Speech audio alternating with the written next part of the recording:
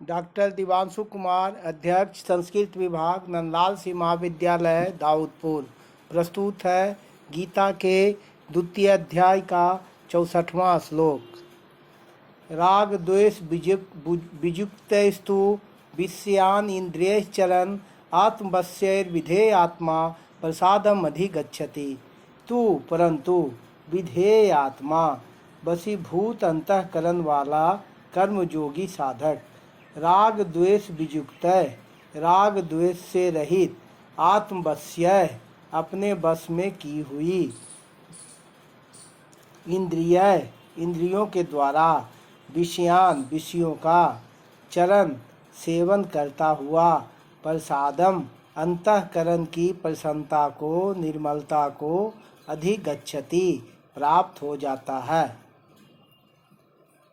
पूर्व श्लोक में भगवान श्री कृष्ण ने कहा कि आसक्ति रहते हुए विषयों का चिंतन करने मात्र से पतन हो जाता है, और यहाँ कहते हैं कि आसक्ति न रहने पर विषयों का सेवन करने से उत्थान हो जाता है। वहाँ तो बुद्धि का नाश बताया और यहाँ बुद्धि का परमात्मा में स्थित होना बताया। इस प्रकार पहले कहे गए विषय से यहाँ विषय का अंतर बताने के लिए यहाँ तू पद आया है।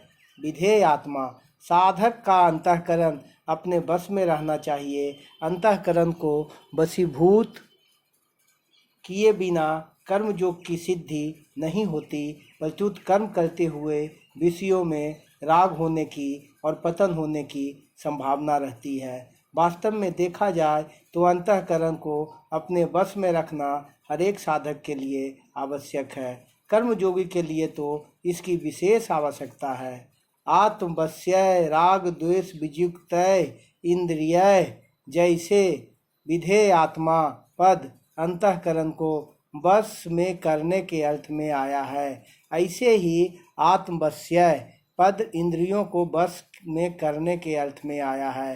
तात्पर्य है कि व्यवहार करते समय इंद्रियां अपने वशीभूत होनी चाहिए, और इंद्रियां वशीभूत होने के लिए इंद्रियों का राग द्वेष रहित होना जरूरी है। अतः इंद्रियों से किसी विषय का ग्रहण राग पूर्वक न हो और किसी विषय का त्याग द्वेष पूर्वक न हो, कारण कि विषयों के ग्रहण और त्याग का इतना महत्व नहीं है जितना महत्व इंद्रियों में राग और द्वेष न होने देने का है।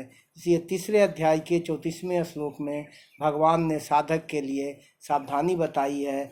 प्रत्येक इंद्रिय के विषय में राग और द्वेष रहते हैं, साधक इनके वशीभूत न हो, क्योंकि ये दोनों ही साधक के शत्रु हैं। 5वें अध्याय के 3 श्लोक में भगवान ने कहा है कि जो साधक राग द्वेष आदि द्वंद्वों से रहित हो जाता है वह सुखपूर्वक मुक्त हो जाता है।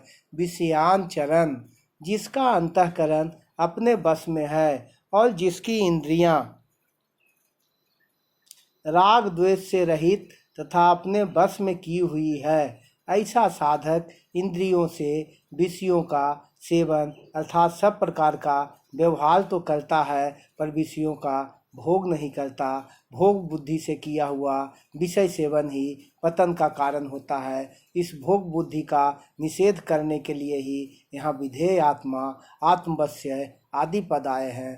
प्रसादम अधिगच्छति, राग द्वेष रहित होकर विषयों का सेवन करने से साधक अंतःकरण की प्रसन्नता को प्राप्त होता है। यह प्रसन्नता मानसिक तप है। गीता के 17वें अध्याय का 16वां श्लोक, जो शारीरिक और वाचिक तप से ऊंचा है। अतः साधक को न तो राग पूर्वक विषयों का सेवन करना चाहिए और न द्वेष पूर्वक विषयों का त्याग करना चाहिए, क्योंकि राग और द्वेष इन दोनों से ही संसार के साथ संबंध जुड़ता है। राग द्वेष से रहित इंद्रियों से विषयों का सेवन करने से जो प्रसन्नता होती है, उसका अगर संग न किया जाए, भोग न किया जाए, तो वह प्रसन्नता परमात्मा की प्राप्ति करा देती है।